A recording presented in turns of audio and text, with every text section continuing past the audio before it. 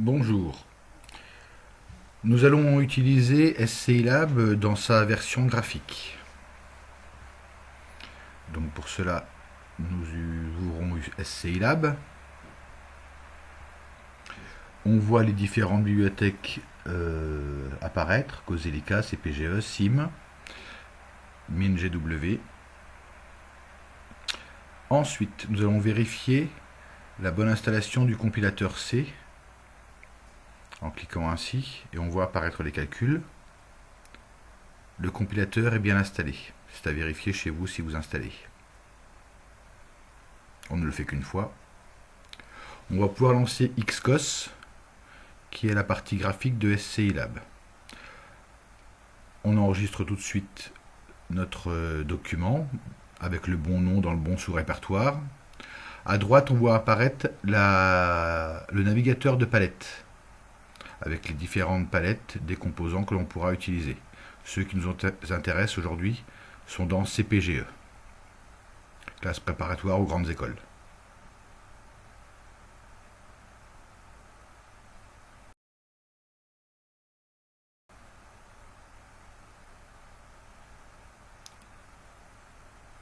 On met les fenêtres en grand format, on ouvre CPGE, on voit ici l'échelon que l'on pourra utiliser, le sommateur, ici les fonctions de transfert, ici un gain si on a besoin de multiplier par une valeur, en sortie l'oscilloscope qui va nous permettre de voir nos valeurs, et ensuite comment gérer nos simulations et le nom des graphiques. Donc on retourne sous CPGE, on prend le step fonction, l'échelon, ensuite la fonction de transfert sous forme Laplace, et en sortie le traceur. On met en sortie et en entrée un nom pour les signaux, et on va donc faire un diagramme de Bode.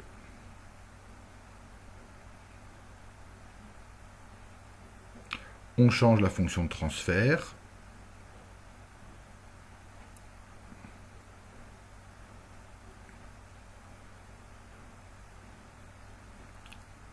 On remet la case à la taille pour bien faire apparaître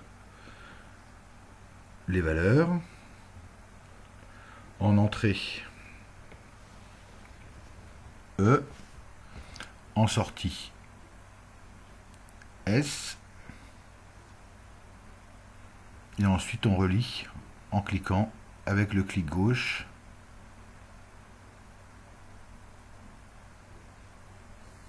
les différents éléments. On choisit notre échelon. L'instant de départ de l'échelon, on va le mettre à 0, la valeur finale à 1. Et ensuite le diagramme de Bode. Possibilité d'avoir le diagramme de Bode Black, Nyquist et Evans. On choisit en entrée E, en sortie S. Possibilité d'afficher les marges et les asymptotes. Ici, on dit oui pour les asymptotes. On nous demande la pulsation de départ, la pulsation d'arrivée et le nombre de points. Il n'y a plus qu'à lancer la simulation et on voit le graphe apparaître avec les asymptotes.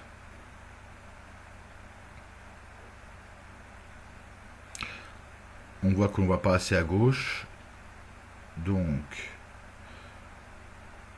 on va changer la valeur de la pulsation par rapport au graphique qui est proposé, et maintenant on a un graphique complet. Possibilité de voir les coordonnées de certains points. On clique ici, on clique sur la courbe et il y a possibilité de voir apparaître les coordonnées des points en glissant les datatypes, possibilité d'en avoir plusieurs. Je me mets ici à la pulsation de coupure à moins 3 dB du maximum. On peut bien sûr aussi mesurer la pente en utilisant plusieurs datatypes. Donc je me mets à... on va prendre 40 000 radians par seconde. Je mets un deuxième data type à la pulsation de coupure et un troisième à 4000 radians par seconde, ce qui va nous permettre de calculer la pente. On voit bien que de moins 38 à moins 58, j'ai bien des 20 dB par décade, comme sur un premier ordre. Il y a possibilité de créer un data type et de le supprimer, c'est écrit en bas. J'arrête l'option. J'ai possibilité de mettre mon texte si nécessaire.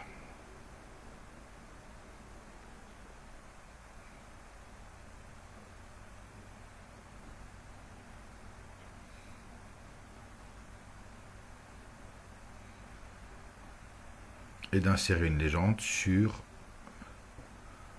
le graphe qui m'intéresse.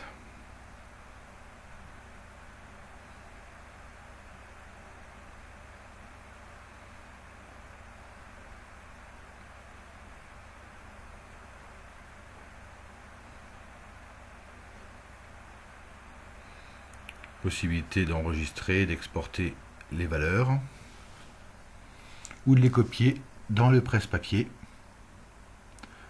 Si je l'exporte, je peux l'exporter directement sous forme d'image.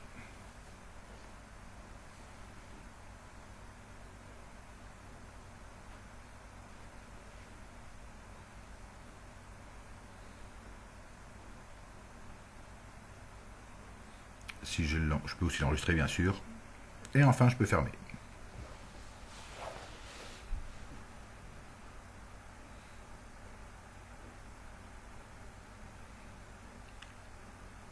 On va utiliser maintenant l'oscilloscope. On va choisir le nombre de points, la durée de la simulation, possibilité d'afficher la grille, de connaître le temps de réponse à tant de pourcents, le temps de montée à tant de pourcents, avec le visuel si on a besoin, et de connaître le premier dépassement. Ici, je veux simplement le temps de réponse 5%.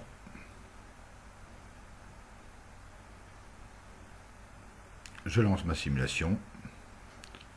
Mes deux courbes se font et je vois bien apparaître ici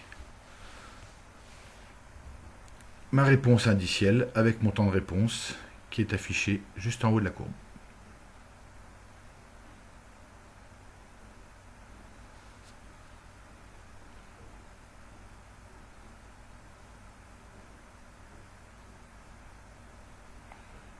Possibilité bien sûr de placer les points pour avoir par exemple le temps de réponse à 5% et vérifier sa valeur. Je me mets à 95% puisque c'est un premier ordre, à 95% du maximum.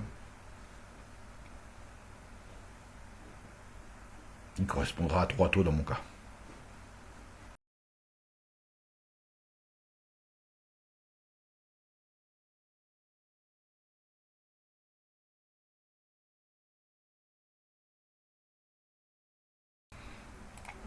Nous allons maintenant réaliser plusieurs graphes. Donc pour ça, on supprime le fil qui arrive sur le traceur. On lui demande si on peut tracer deux courbes.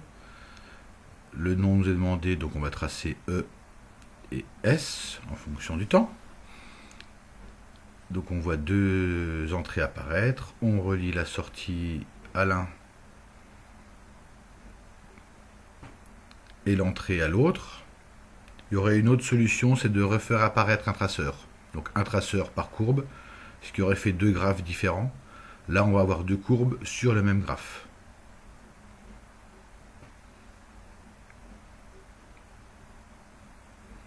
On lance la simulation.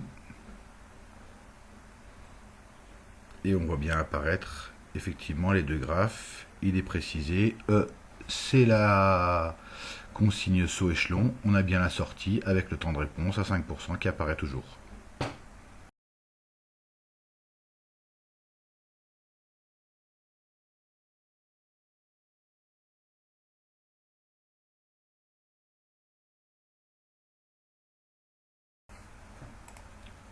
Je vous donne maintenant un exercice un peu plus compliqué qui va nous permettre deux choses. En haut, de tracer la fonction de transfert en boucle ouverte de mon système, et en bas de tracer le même système mais en boucle fermée. Je fais apparaître là dans les exemples toutes mes configurations pour que vous puissiez faire la même chose. En bas à droite dans le schéma, on voit apparaître un traceur avec 4 graphes sur lesquels j'ai fait apparaître 5% au-dessus de ma réponse finale, qui sera 0,66 dans mon cas, et 5% en dessous pour avoir les différents graphes. Donc je donne un nom à mes 4 courbes, ma sortie de système en boucle fermée, donc je suis bien en train de tracer en fonction du temps, plus 5%, moins 5%. Et je vais pouvoir lancer ma courbe BOD et en fonction du temps. Bonne chance.